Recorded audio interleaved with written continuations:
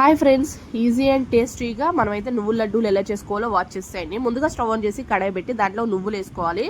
అవి దోరగా ఎగిన తర్వాత ప్లేట్లో తీసేసుకొని అదే కడాయిలో బెల్లం అయితే ఇట్లాగా తురిమేసుకొని వేసుకోవాలి. ఒక చిన్న గ్లాసుడు అంటే చాయ్ గ్లాసుడు ఉండేది కదా, దాంతో వాటర్ అయితే పోసేసి ఇట్లాగా సిరప్ లాగా మిక్స్ చేసేసుకోవాలి. బెల్లం పాకం అనేది దగ్గర పడేదాకా.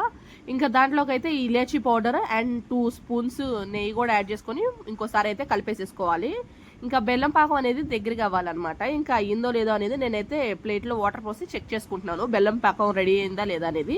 నాకైతే రెడీ అయిపోయింది. ఇంకా ఈ స్టేజ్లో ఉండగా మనం అయితే ఫ్రై చేసి పెట్టుకున్న నువ్వులు ఉంటాయి కదా, అవి అయితే యాడ్ చేసేసేయాలి.